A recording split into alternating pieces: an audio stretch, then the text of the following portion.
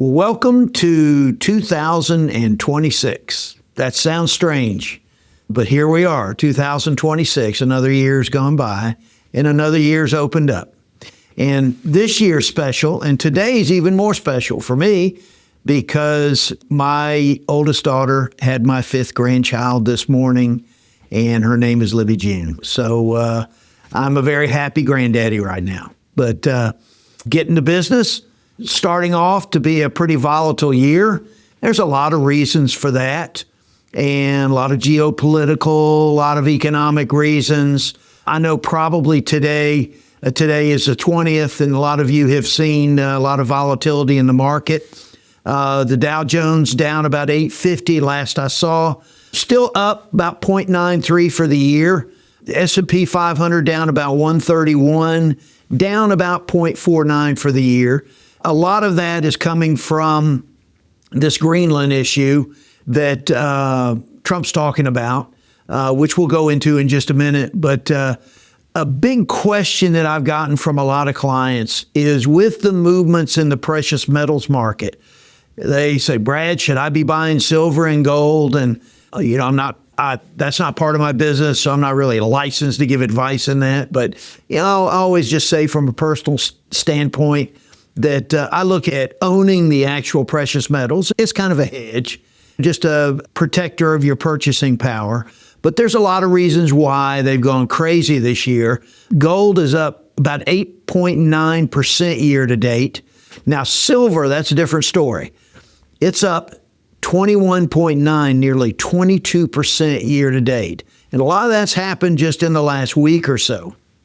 And one of the reasons for that is China's a big exporter of silver, and they're putting export controls that started on January 1st. You got a lot of industrial uses for silver, so it's a lot more than just buying coins for people's safes because of the use of it in electric cars and computers and things like that. We've also seen, because of some of the geopolitical dynamics, that the London market is getting pinched for liquidity, which has driven the prices up. But a lot of the major brokerage houses right now are signaling that although, we could see a little higher, we could see a drawdown as some of these contracts settle. Should I get into silver right now? Well, that's a personal thing, is, what I get asked a lot. But it is on the high side. And if you remember back in the early 80s when the Hunt brothers tried to corner the market on silver, a lot of people lost their shirts in the long run. So if you look at it as a long-term hedge, then you're looking at it the right way. But you just don't want to go out and buy a whole bunch of silver and when the music stops, be the last one standing with no chair. So just exercise caution in that. But I've been asked that so much, I felt I had to address that.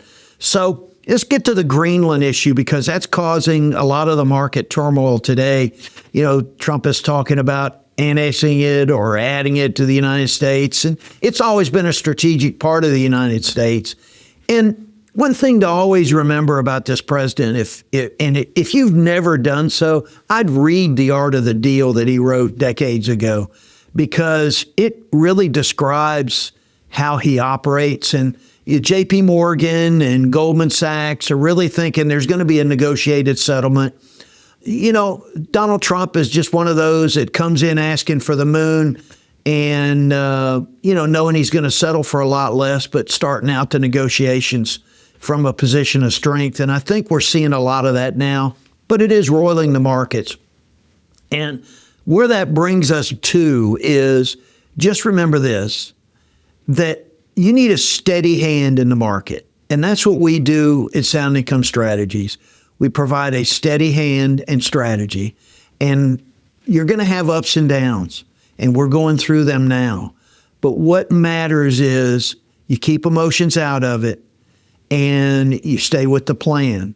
And so as we get through this, which we will, and we always do, we're going to be on the other side. And just remember this, most of you are invested for income, and that income's going to continue. From the growth standpoint, that's where some of these ups and downs are going to see. But in the long run, it's having the strategy and sticking to the strategy, albeit making some minor adjustments along the way. But understanding that it's really all about staying to the strategy. I know a lot of you came to our open house in December for our Toys for Tots festival or celebration, and many of you haven't, but we are in building 600 now, which is the 3-story building next to our old building in Suite 307. Great suite. Everybody that comes in is really complimentary on it, and we look forward to seeing you for upcoming reviews, which a lot of you probably have already heard from us, and those who haven't will, to come in, see the new office, and really get a game plan set up for this new year. But we want to thank all our loyal clients for the success we had last year, and we look forward to continuing to be a part of your financial life in 2026. I know we got some cold weather coming up, so my advice is stay warm, load some firewood up for the fireplace, and sit around and watch some games and enjoy the warmth. And so we will talk to you in February. Thank you.